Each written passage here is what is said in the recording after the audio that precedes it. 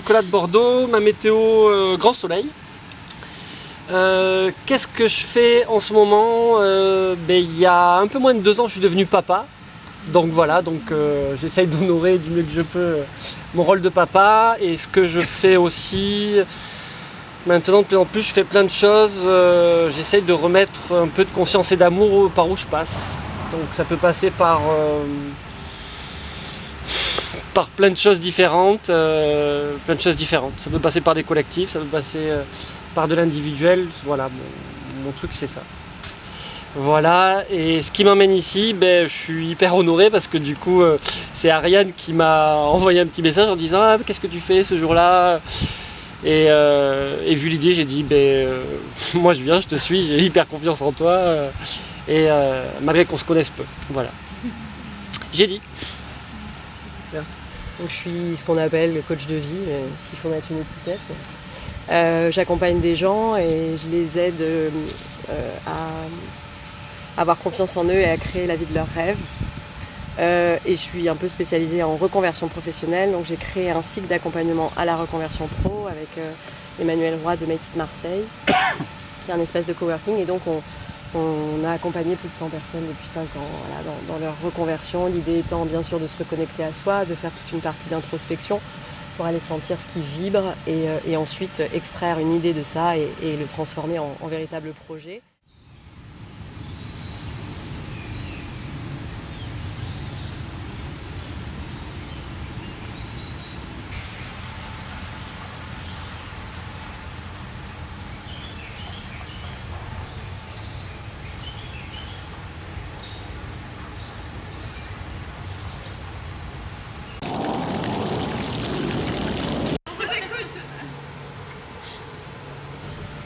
Floriane.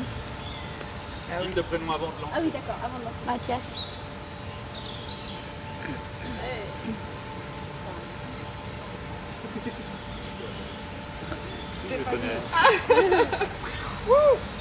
Et ça pourrait être chouette de faire une petite carte de France, une carte autogérée.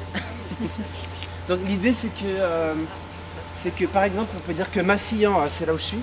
Donc là le château il est là. Okay. Le nord, j'ai mis le nord, un point de repère là. Donc l'île c'est là-bas, la Belgique c'est là. Les Hautes-Alpes c'est là. Marseille c'est par là.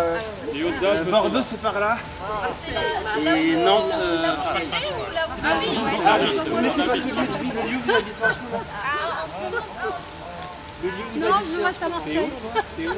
Les Hautes-Alpes. J'ai envie de voyager. Un côté spirituel, intérieur, et puis une démarche écologique et sociale de l'autre côté.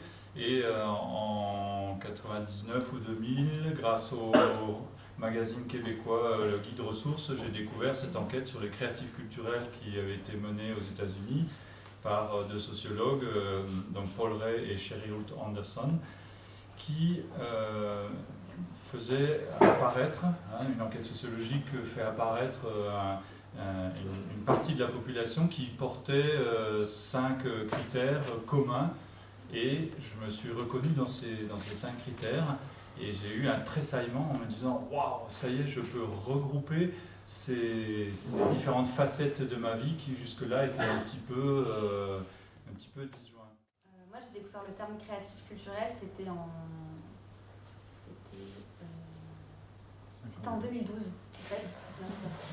Je suis tombée sur une conférence TED de Mathieu Baudin qui a créé l'Institut des futurs souhaitables. Et dans cette conférence, il parlait du terme créatif culturel et ça m'a interloquée. Je me suis dit, mais oui, ça me parle vraiment. Et en 2014, je devais faire un mémoire de master. Donc j'ai fait un master 2 en culture et communication à l'Université d'Avignon. Et je devais choisir un sujet et je me suis dit, ben oui, je vais travailler sur les créatifs culturels.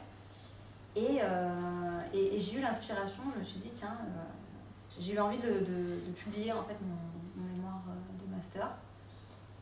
Et donc j'ai envoyé à 3 maisons d'édition et Yves m'a dit, bienvenue. Et donc mon mémoire est devenu un livre publié aux éditions Yves Michel. Donc le titre c'est Les créatifs culturels, l'émergence d'une nouvelle conscience.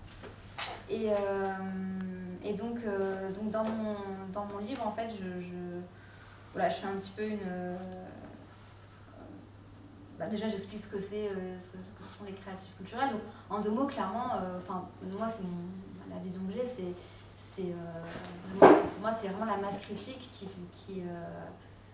essaye de changer le monde, quoi. Je sais pas si tu vois les choses comme ça, Julia. Est-ce que tu vois les choses comme ça? Donc, c'est vrai qu'il y a à la fois ce côté, le côté action sociale, le côté plus sociétal, tout ce qui est réflexion de groupe, poser des actions, créer des associations, plus militant. Engagé, sans s'engager, créer des projets. Donc là, ça touche aussi à tout ce qui est l'entrepreneuriat social, l'économie sociale et solidaire, des personnes qui vont se regrouper pour créer des projets qui vont apporter de la valeur au niveau sociétal. Et puis il y a l'autre côté qui est plus la spiritualité, le côté plus connaissance de soi. Et donc là, cet aspect-là, c'est un spectre qui est très large. Julia, toi, c'est ce que tu as étudié dans ton livre, le côté plus sur la spiritualité. Et d'ailleurs, ton livre s'appelle Spiritualité et société durable, donc on voit bien qu'il y a ce côté-là, société durable et plus intérieur. Et donc, voilà, dans mon livre, je me suis demandé, mais en fait, c'est quoi un petit peu les racines de tout ça? Donc, il y a toute une partie plus historique où je parle notamment des mouvements hippies, mais aussi même au 19e siècle avec les courants, le romantisme, le transcendantalisme aux États-Unis. Voilà, j'essaye de recadrer ça un peu dans une genèse qui part du 19e siècle pour finalement après expliquer, donner des exemples très concrets de tout ce qui peut se faire, de tout ce que font ces créatifs culturels dans tous les domaines. Donc j'ai un petit peu essayé de parcourir un peu tous les domaines. C'est pour ça que c'est très transdisciplinaire. Donc tout ce qui se fait le mot c'est alternatif finalement. Au niveau de la santé, donc ça va être tout ce qui est les médecines douces, la naturopathie, ces choses-là. Au niveau de l'entrepreneuriat et de l'économie, c'est l'économie sociale et solidaire, l'entrepreneuriat social. Au niveau de l'éducation, ça c'est un gros sujet aussi. Tout ce qui est des pédagogies alternatives, mais pas que. Tout ce qui est, ça on va en parler avec Cyril et Stéphanie tout à l'heure sur l'éducation. Toutes ces dynamiques pour le niveau de l'alimentation, donc manger bio, local, tout ce qui est éthique,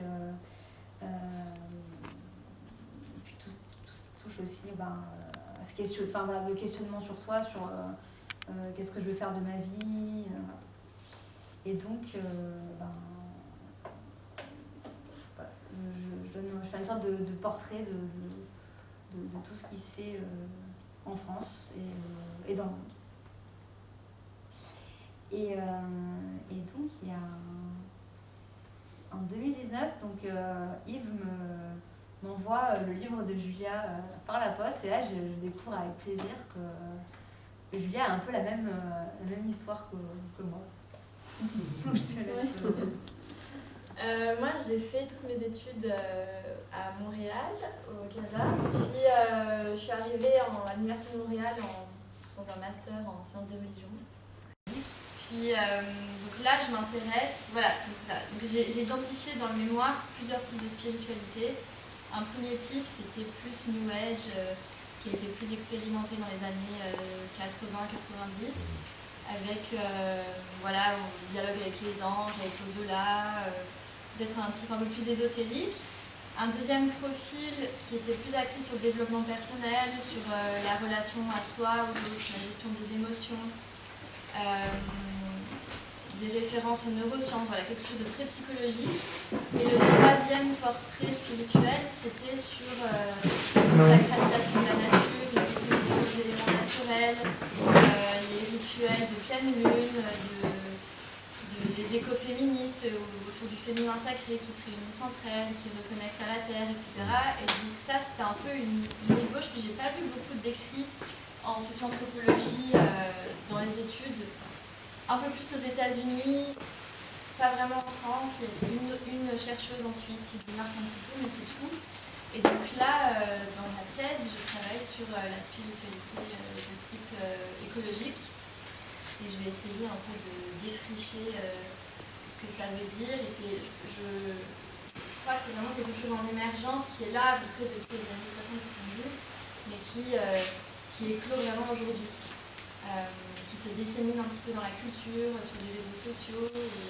Donc là, on accueille donc Cyril et Stéphanie. Donc Cyril, tu as eu l'idée avec Stéphanie.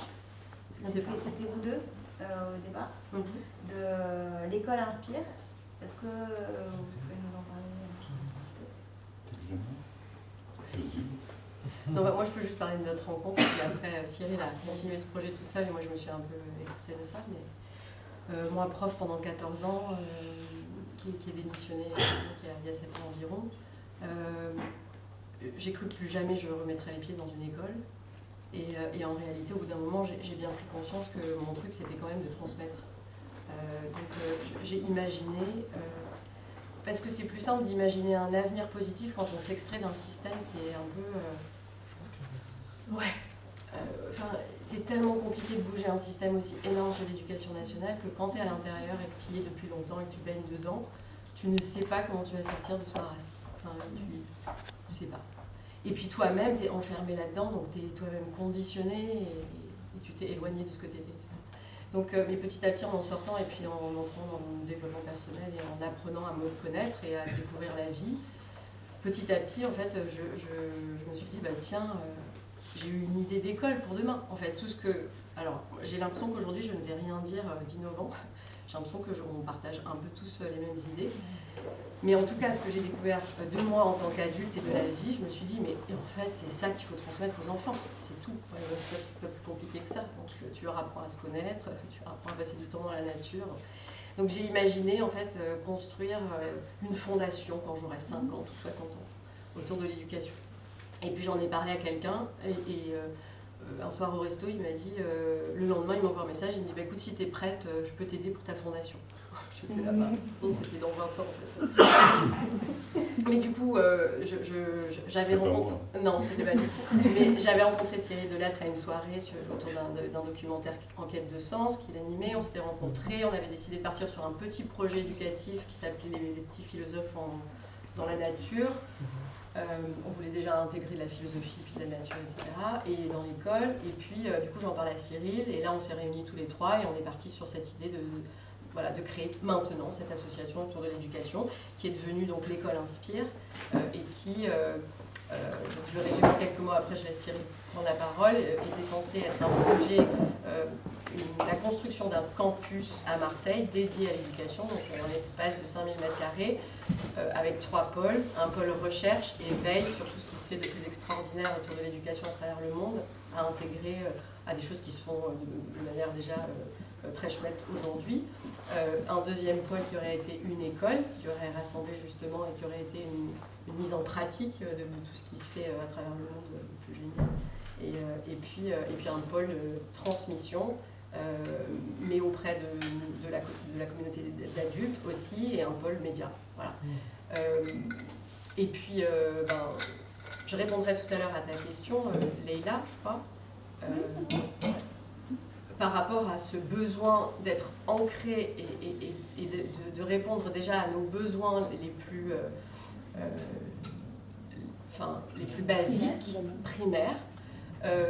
Donc moi, ce sont ces besoins-là qui m'ont amené à quitter un petit peu ce projet, parce que j'avais besoin de construire quelque chose de plus petit avant de construire quelque chose de si grand, et puis la nécessité de gagner de l'argent. Donc je me suis extraite de ce projet, et j'ai laissé Cyril porter ce petit projet. Je te laisse en parler.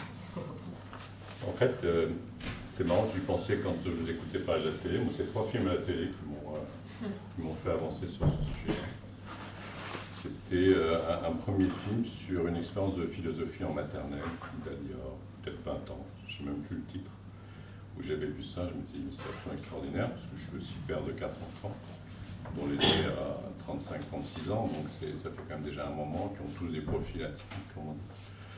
Et quand j'ai vu ça, je me suis dit, mais je veux vraiment un jour faire de la philo maternelle, je suis passionné de philo, et je me dis, mais c'est une hérésie de faire de la philo en terminale, quoi. C'est bien, il faut le faire. Mais pourquoi on commence pas en maternelle, quoi?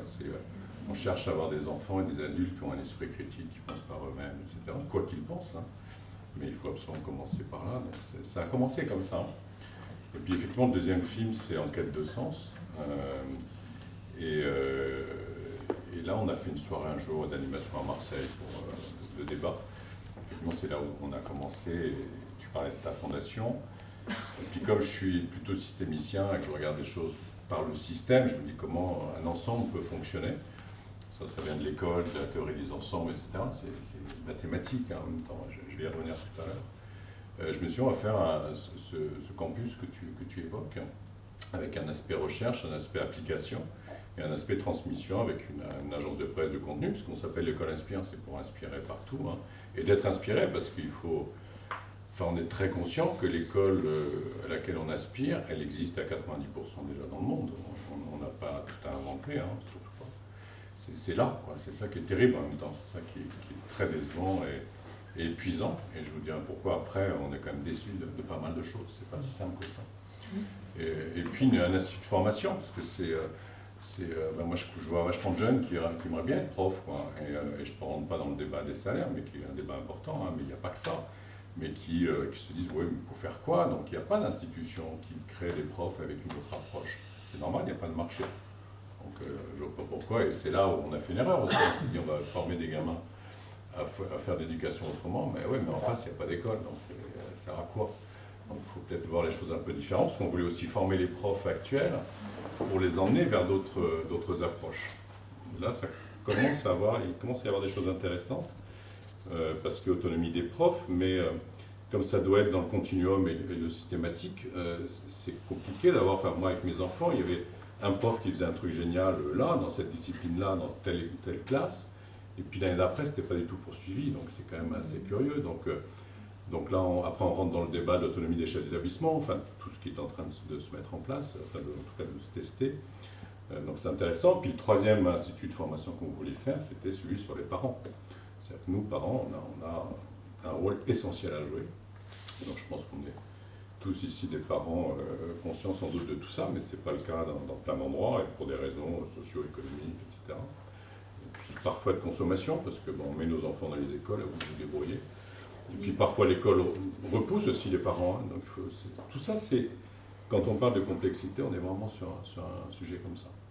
Et puis le troisième film, pour terminer sur cette logique-là, c'est un film qui s'appelle Le cerveau des enfants, qui est un film français fait sur toutes les nouvelles façons de faire l'école aux États-Unis, et notamment avec toutes ces approches qui nous sont apportées par les neurosciences, et qui sont fabuleuses, quoi. Je veux dire, quand on bosse, alors moi je ne suis pas prof, donc je ne peux pas parler trop de pédagogie, parce que je ne suis pas légitime là-dessus, je m'en suis bien rendu compte et on me l'a bien fait comprendre. Mais en même temps, je regarde, et comme je suis systémicien, je regarde un peu tous les enjeux, et je me dis, tiens, il y a vraiment partout des nouvelles façons d'apprendre par le jeu, par l'amusement, puis par les neurosciences aussi, quoi. Et quand je vois ça, je me dis, mais on en est loin, quoi. On parle de Montessori, ok, très bien. On parle de Freinet, ok, il y a des trucs bien. On parle de Steiner, il y a des trucs bien et des trucs pas bien. Mais tout ça, c'est début du 20e. Il y a un siècle, quoi. Il y a un siècle, on parle encore de trucs, il y a un siècle. On parle encore de salles de classe, entre 3 murs et une rangée de fenêtres. C'était les mêmes au 19e siècle ou au 20e siècle. C'est le truc de dingue, quand même. Et c'est pour ça qu'on s'est battu un peu là-dessus et qu'on se dit, mais il faut aller vachement plus loin. Donc quand on a des discours de dire l'école de demain, c'est quoi? L'école de demain, c'est plus de classe, plus de profs, plus de classe, plus de cours, plus de profs. Ben, quand vous dites ça, vous fermez tous les discours. Parce qu'on ne peut plus discuter quand on dit ça. Et pourtant, moi je le pense sincèrement. Hein. Ça ne veut pas dire qu'il n'y a pas d'adultes, ça ne veut pas dire qu'il n'y a pas de lieu, ça ne veut pas dire qu'il n'y a pas d'apprentissage, bien sûr. Mais pour provoquer, parfois pour voir quelque chose, il faut passer par des visions un peu extrémistes ou radicales. Et pourtant, il y a des écoles, il y a une école à Marseille, que vous connaissez sans doute, qui s'appelle Provence, qui n'est quand même pas un truc ultra révolutionnaire, hein, qui est fait par les jésuites. Mais il faut savoir que les jésuites, c'est des gens qui sont aussi capables d'une innovation incroyable. Et il y a un projet de collège à Marseille qui est comme ça. C'est-à-dire vous n'avez plus de 6e, 5e, 4e, 3e. Vous avez anglais niveau 2, histoire niveau 3, etc. Et les gamins passent d'un groupe à un autre en fonction de leur truc, qu'ils aient 12 ans ou qu'ils aient 14 ans, peu importe. Mais c'est très bloqué, hein. C'est bloqué par qui? C'est bloqué par les parents qui ne veulent pas de ça, parce que ça va abîmer la marque Provence. Parce que, on est dans un système, et pourquoi nous, notre projet, il va avancer, mais autrement, je veux dire. Il est bloqué, pourquoi? Parce que il fallait un lieu, parce que le lieu de l'école, il est fondamental, et je pense qu'on va vraiment développer ça, qui coûtait 35 millions d'euros, complètement atypique. Vous connaissez The Camp, je pense, à Aix, donc les gens vous disent, mais The Camp, ça ne marche pas. Si jamais ça ne marche pas du tout, qu'est-ce qu'on fait de ces locaux? Ah ouais, problème. Donc les investisseurs qui sont dans l'immobilier, ils aiment bien avoir des espaces où on peut les transformer pour un truc qui rassure, etc. Donc c'est pas évident. Le deuxième écueil qu'on a eu, c'est que ça coûte 10 000 euros par enfant, ce qui n'est pas du délire, hein, parce que l'éducation nationale, il me semble, c'est 8 500 de tête par enfant, l'éducation. Mais 10 000 euros, à partir du moment où vous pouvez être que privé, parce que le public, vous savez, il faut X années de pratique, 2 ans, je crois, 3 ans, je sais pas, avant de pouvoir être éventuellement aidé par l'éducation nationale. Ça veut dire que soit vous avez que des enfants dont les parents peuvent payer 10 000 euros par an, et nous, ça ne nous intéressait pas. On voulait faire une école inclusive, on voulait faire une école ouverte à tous les enfants, des quartiers nord, enfin, avoir une représentation de la société telle qu'elle est. Parce que c'est une sorte de laboratoire, donc il ne faut pas se dire juste je fais ça pour quelques enfants. Ça, on ne voulait pas, on voulait des enfants HP, 10, autistes, jusqu'à moyen, parce qu'on ne peut pas faire attention, une école avec des animaux, enfin c'était un projet, enfin c'est toujours un projet, je veux pas dire, c'est un projet qui est vraiment très ambitieux et très beau. Donc on s'est dit, moi comme je viens du monde de l'entreprise et que je suis beaucoup sur les thématiques des RSE, etc., je dis, c'est aux entreprises peut-être de financer, c'est intéressant quand même que le monde économique finance l'école de demain. Et puis là, quand vous commencez à avoir ce discours-là, vous avez des dogmes incroyables, quoi. Je veux dire, moi, ce qui me tue dans cette société-là, c'est des blocages comme ça psychologiques et des murs. Vous parlez de l'entreprise dans l'école, c'est foutu, quoi. C'est foutu, vous ne pouvez pas continuer. Parce que vous dites non. Alors je dis, mais il y a une ligne rouge, c'est-à-dire que les entreprises, elles ne vont pas aller dans le cœur du système qui est la pédagogie. Mais il y a des tas de places autour de tout ça où elles peuvent investir, les entreprises, parce qu'elles vont avoir intérêt à le faire. Et je trouvais que c'était intéressant, mais quand il y a eu une visite un jour à l'Apple Store d'une classe à Paris, je ne sais pas si vous vous en souvenez, c'est monté jusqu'à, je crois que c'était Hollande à l'époque, François Hollande, c'était un scandale d'État. Donc là, vous dites, bon, ok, je peux pas non plus mettre de l'argent d'entreprise là-dedans, donc ça me pose vraiment problème. Sinon, la dernière solution, c'est que l'éducation nationale nous dise, ok, allez-y, banco, vous faites votre truc, etc. Mais si c'est pour avoir les inspecteurs de l'éducation nationale, c'est pas possible, parce que c'est trop révolutionnaire. Vous voyez, donc on se retrouve dans un système qui est complètement fermé, avec des... Tu étais là quand on a fait la réunion avec les parents, profs et enfants. On voulait faire à un moment donné la semaine de l'école autrement. Donc de se dire, puisqu'on n'arrive pas à créer une école, on va faire des produits connexes, juste pour montrer ce qu'on est capable de faire, ce que ça peut donner l'école de demain. On va faire une semaine de l'école autrement, qu'on va proposer aux écoles existantes, et pendant une semaine, ils vont faire les cours autrement. Donc on a fait une réunion de créativité avec parents, enfants et profs, vraiment très riche, on va encore les donner là-dessus, on a plein de documents. Puis j'ai un prof qui vient nous voir des quartiers nord, hein, très sympa, hein, avec qui je m'entends très bien, qui me dit, mais Cyril, si mes collègues de l'école et du syndicat Sud me voyaient, je me ferais fusiller. Je dis, ah bon, pourquoi? Il dit, parce que c'est nous les sachants. Ah, ok. Donc nous, on parle d'interdisciplinarité, de pluridisciplinarité, de transdisciplinarité, etc. Mais alors ça veut dire qu'il ne faut pas qu'il y ait des gens différents qui arrivent dans le système, quoi. Puisque c'est vous les sachants et nous, on n'a pas le droit. Enfin voilà, tout ça, on se retrouve dans un marasme, moi je trouve, parce que même des gens très évolués, qui sont très alertes sur l'innovation en éducation, c'est pas si ouvert que ça, quoi. C'est un système fermé, quoi. C'est un système... qui ne laisse pas la place à des gens comme moi qui ne sont pas du milieu de l'éducation. Donc j'avais ma caution qui s'était barrée, donc j'étais un peu tout seul. Donc, mais je plaisante parce qu'il y a d'autres personnes qui sont autour de nous.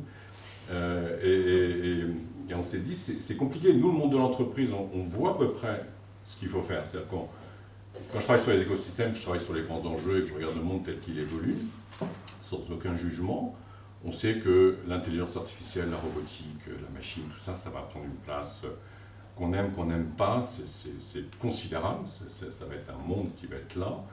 Et tous les entrepreneurs, des gens comme Jack Ma, des Américains, tout ça, tous les gars, tout le monde vous dit on a besoin d'enfants ou d'adultes demain qui ont 3 caractéristiques, enfin qui savent travailler 3 choses. Et ça rejoint ton sujet, Ariane. Des gens qui ont une parfaite connaissance d'eux-mêmes et du monde. Donc pas simplement le développement personnel, ce qui est essentiel et important, mais le moi-nous, quoi. Ok, mais dans le monde, il se passe quoi? Les grands enjeux, il se passe quoi? Les grands mouvements je suis effaré quand je regarde. Alors là, du coup, la télé, je la regarde de temps en temps pour les JT, parce que je suis obligé, enfin, c'est mon job aussi de regarder ce qui se passe et ce qu'on vous dit. Les informations internationales, c'est rarissime, quoi. Si vous regardez le RT à 19h45, vous avez déjà plus de choses, France 24, mais sinon, on n'est pas une culture très ouverte sur ce qui se passe ailleurs. Et les écoles, encore une fois, vous regardez la Green School à Bali, ils ont tout compris, quoi. Mais ça coûte 10 000, 15 000 balles par an. Donc c'est quand même là aussi réservé à une élite, parce que tout le monde ne peut pas payer. C'est génial. Il y a une autre école en Asie, là, avec plusieurs spots aussi. Enfin, tout ça, ça existe, quoi. Si on regarde un peu ce qui se passe ailleurs, tout ça, ça existe. Donc on a besoin de ça, des gens qui se connaissent bien, qui savent où ils sont, qui, même si ça évolue, qui sont à leur place, auteurs et acteurs de leur vie. Enfin, ça, je vais faire court là-dessus. C'est le premier pôle. Et puis, les connaissances du monde. Le deuxième, et c'est là où ça rejoint bien sûr ton sujet, c'est qu'on a besoin de gens qui soient créatifs et entrepreneurs. Et entrepreneurs, là aussi, parfois je me fais prendre là-dessus, parce que c'est pas que des gens qui vont créer des entreprises. De toute façon, c'est pas nul de créer une entreprise, j'en ai fait un paquet, donc je sais ce que c'est. C'est des gens qui entreprennent, quoi, qui font, qui créent. Ça peut être des gamins dans une maternelle qui vont aider des personnes âgées à côté pendant le confinement, ou je sais pas quoi. Enfin, il y a plein de façons d'entreprendre. Il y a plein de façons d'entreprendre quand on est salarié aussi. On prend des initiatives. On n'attend pas juste que ça arrive, on démarre. Et ça, dans un monde qui va être hyper technologique et organisé comme ça, on a besoin, mais tout le monde a besoin de compétences comme ça. Et le troisième élément, c'est un monde où les gens savent travailler ensemble. Coévolution, coopétition, pas la compétition. Enfin, là aussi, on critique souvent quand on dit, ouais, tu dis il faut aussi de la compétition. Alors il faut de la coopétition. Il y a aussi des enfants qui ont besoin d'être dans la compétition. Moi, je veux dire, j'ai 4 gamins, j'en ai un, il est hyper dans la compète, j'en ai une, elle n'est pas du tout. Ils ont eu le même père, même mère, hein, donc c'est la nature humaine. D'être dans la diversité, dans la différence, d'accepter la différence de l'autre, d'où l'école inclusive, d'où... voilà, tout ça, c'est des sujets qui ne sont pas que liés à l'école, c'est le monde tel qu'il est en train de se faire. Donc, à la base, je voulais faire un mémoire sur la facilitation, et donc que ce soit vraiment ancré dans le milieu du travail, et de voir dans les milieux des organisations et des entreprises comment... l'intelligence collective, elle pouvait être mise en place, pourquoi on en avait besoin. Donc, ce début de ma recherche, ça m'a vraiment aidé à identifier qu'en fait, l'intelligence collective, elle intervient pour régler une problématique, en fait. Donc, à la base, d'une résolution, il y a toujours une problématique, qui peut être un dissensus, un conflit d'intérêts, une rupture, tout ça. Donc, je suis, comment dire, c'est très compliqué, c'est très gênant.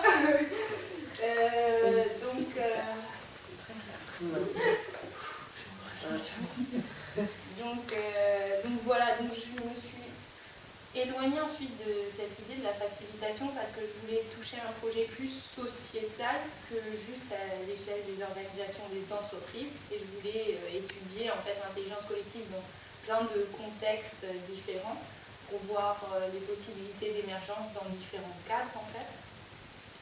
Et donc je me suis basée sur cette idée que à la base d'une résolution, donc il y a un problème, donc je me suis intéressée à la notion de crise, qui je pense est très important, et on traverse actuellement une crise, et qui est l'opportunité aussi de transformer à plus grande échelle. Donc voilà, là nous on est entre nous, effectivement on partage je pense les mêmes valeurs sur plein de choses, mais on peut aussi...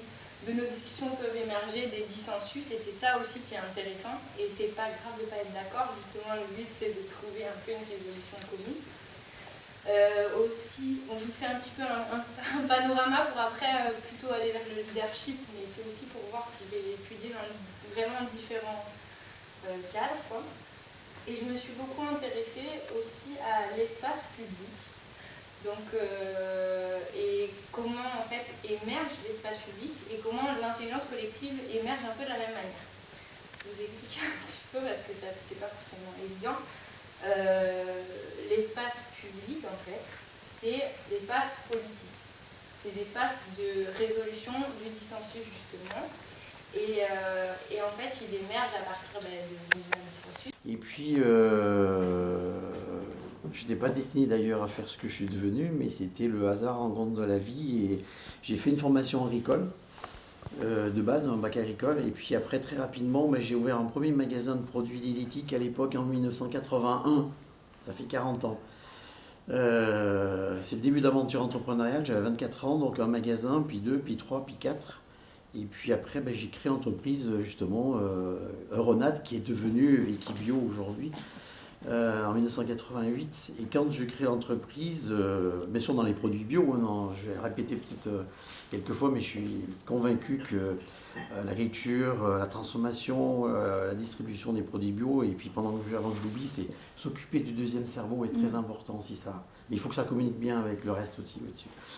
Donc, 1988, je fais tous les salons un peu en Europe et je dis je vais trouver un produit original qui va me différencier des autres entreprises qui étaient à l'époque, et je suis tombé sur cette petite graine magique. Quand ça va être la dernière journée de ma vie, je vais pouvoir dire à tout le monde quelle vie extraordinaire que j'ai vécue, puis je vais avoir la banane. Quand on sait que 95% des êtres humains sur Terre meurent dans la tristesse de leur vie, moi je vais être dans les 5%.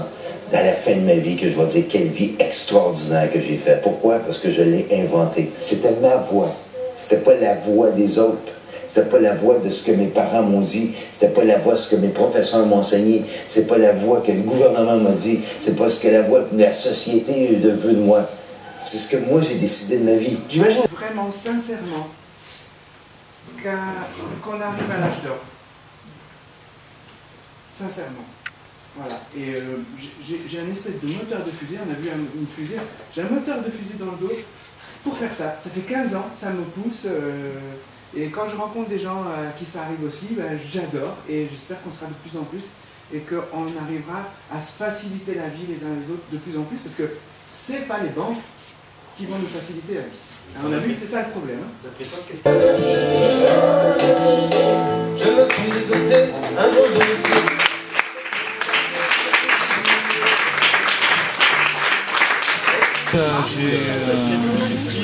Et c'est pas le même type de violence. Ça fait beaucoup de questionnements actuellement sur ma dynamique. Proposition pour booster le monde de demain. Pour booster demain. De terrain, savoir comment re-questionner peut-être les mots qui sont importants. Telle personne, elle serait très très bien. Ça veut dire que je ne suis plus dans le moi là, je suis dans le nous. Là, je suis juste en train de... Plateforme, peut-être voir directement avec elle. Pourquoi pas qu'il y ait un espèce de... Est-ce qu'il y a d'autres choses auxquelles vous avez pensé? Bravo, Ça veut dire la question. Moi j'ai quelque chose à dire, c'est que là, on sent que vous avez fait quelque chose de très intérieur, voire frein interne. C'est intéressant, je trouve, c'est de En fait, c'est ce qui fait atterrir la personne finalement énergétiquement. Ouais, bah oui. Et puis tu Ça, c'est ça, c'est l'analyse de prénom aussi. Comme c'est Stéphane aussi. Je n'irai pas à la rencontre des Français pour parler de ce sujet-là.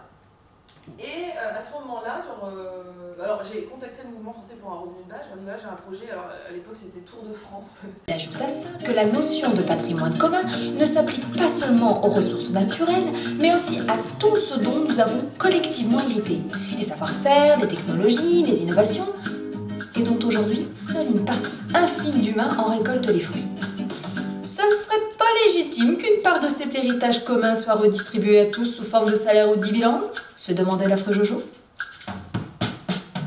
C'est dans les États-Unis des années 60 que la proposition va connaître sa première heure de gloire et se retrouver au cœur du débat dans le monde académique puis politique. Si, là, ça filme.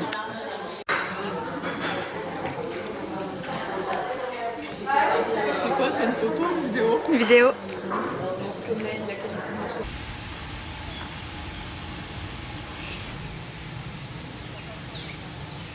Le droit du Là-bas, je suis belge, c'est quelque chose qui me tient aussi à cœur, cette identité. J'ai aussi beaucoup vécu à Strasbourg, c'est une région très belle aussi.